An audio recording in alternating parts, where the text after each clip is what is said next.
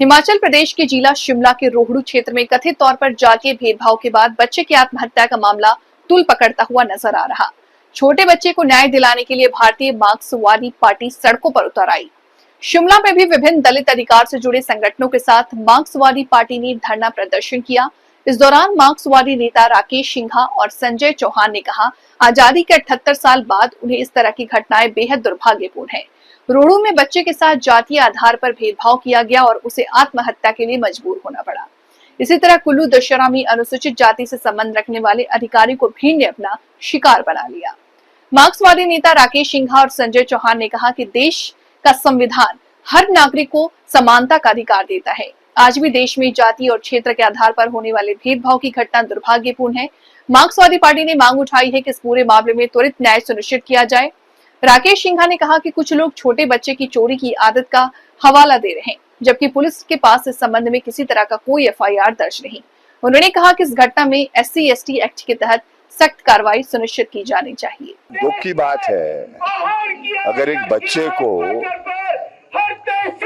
एक उचित जाति के मकान को छूने के लिए आप इस प्रकार से दंडित करेंगे जिससे उसको आत्महत्या करनी पड़ेगी, तो ये सबको शेम की बात है, शर्म है। पूरा हिमाचल प्रदेश को अपना सिर झुका देना चाहिए ना शर्म से। अगर ऐसा हो, मासूम बच्चा जिसको दुनिया के बारे में भी पूरा ज्ञान भी नहीं है, अगर आप उसको मजबूर करते हैं आत्महत्या करें, it is very very sad. तो ये पिछड़ी भी सोच का है ना, तो इसलिए इस पिछड़ी भी सोच का मुकाबला करना है।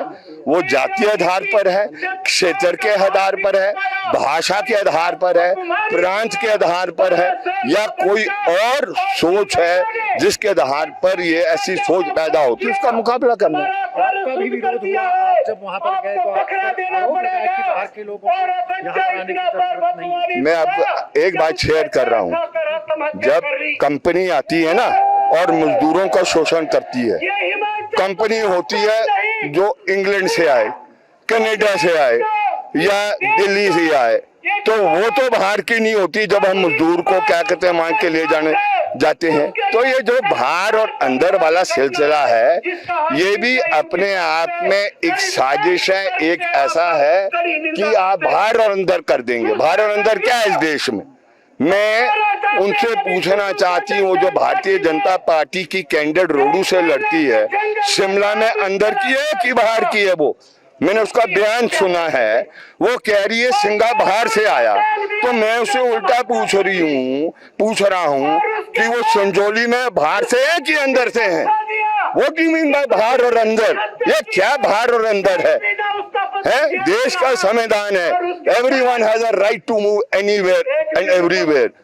मुझे बताएं कि है उनके पास सर्टिफिकेट कि मेरा राह रोकने के लिए कि मैं टनल के ऊपर नहीं जाऊंगा या टनल से नीचे नहीं आऊंगा? ये ऐसी सोच है जो देश को बांटने की सोच है। आर्थिक संकट जब गहरा हो जाता है, 1929 में ग्रेट डिप्रेशन आया और इस तरीके की धाराएं बहुत दुनिया में पैदा हुई जो अंदर और बाहर की बात करते रही, और आप जानते हैं कि उसके बाद पूरी दुनिया के अंदर अर्ध फासीवाद और फासीवाद का दौर आया। ये भी वही दौर है। आज आर्थिक संकट इतना गहरा हो गया है और इसलिए इसमें ये जो संकीर्ण सोच और विचार है, ये उसको कुछ लोग मजबूत करना चाहेंगे। पूंजी की हिफाजत में हम जनता की हिफाजत में खड़े होते हैं, मजदूर और किसान के पक्ष में खड़े होते हैं, गरीब और मेहनतकश के हक में हम खड़े होते हैं। 100% साक्षरता का भी अभी घोषणा की है सरकार ने, और ऐसी घटना आपको क्या लगता है ये साक्षर हिमाचल की पहचान है? साक्षर इस पर नहीं निर्भर करता है ना, अक्षर ज्ञान कोई वो नहीं है। उसी जब तक वो जो राष्ट्र मुक्ति आंदोलन का जो संस्कार थे, उन संस्कारों को हम आगे नहीं कैरी करेंगे, वो सबसे बेहतर संस्कार थे हमारे देश ने, जिसने सबसे बड़े दुश्मन का मुकाबला किया, फिरंगियों को बाहर निकाला।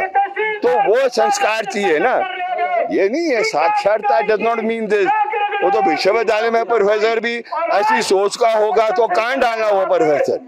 तो सोच वो है जो मानवता को सबसे बड़ा जगह देते हैं, स्थान देते हैं, वो है सबसे बड़ा विचार और सबसे बड़ा इंसान, उसी को माना जाता है।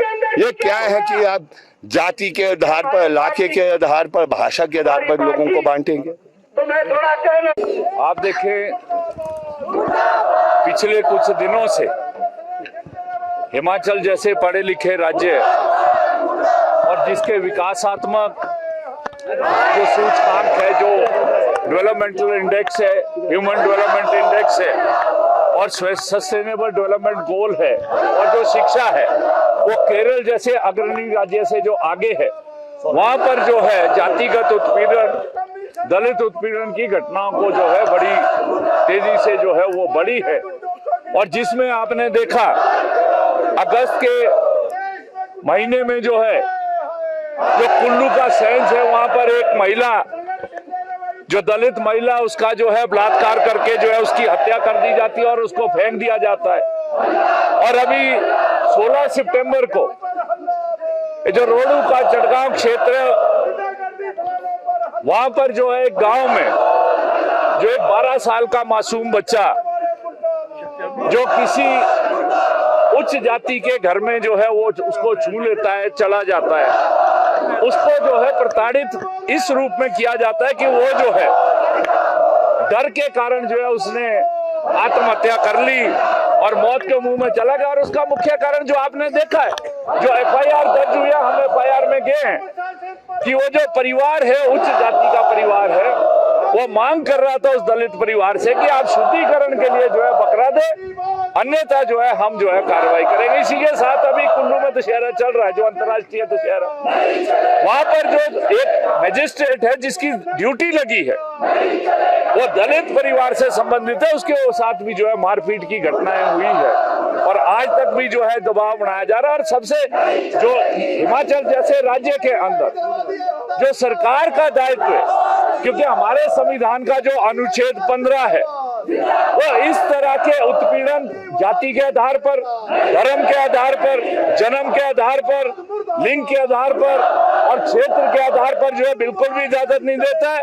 और वो सरकार की जिम्मेवारी है कि इस तरह के उत्पीड़न, और जो हमारा आर्टिकल 17 है, अनुच्छेद 17 है संविधान का, वो बिल्कुल जो है छुआछूत है, उस पर रोक लगाने के लिए जो है सरकार का दायित्व है कि वो उसका जो अपने तो आज हिमाचल प्रदेश के अंदर CPIM और जो अन्य सामाजिक संगठन है, उनके साथ सहयोग से जो है आज पूरे प्रदेश व्यापी प्रदर्शन किया जा रहा है। और हम जो है प्रदेश की सरकार, प्रदेश के मुख्यमंत्री से मांग कर रहे हैं कि हिमाचल जैसे प्रदेश के सभ्य राज्य के अंदर जो शिक्षित जहाँ पर जनता रहती है, वहाँ पर जो है इस तरह के दलित और जाति के आधार पर जो उत्पीड़न जो है वो नहीं सहा जा सकता। सरकार अपना दायित्व करे, जो भी दोषी जो इन घटनाओं के लिए जिम्मेवार है और पिछले समय में भी जो लोग दोषी रहे हैं, जिसमें जो है शेड्यूल कास्ट एट्रोसिटी एक्ट के तहत बहुत से मुकदमे अभी चल रहे हैं, उनकी सुनवाई जो है वो हो नहीं रही है।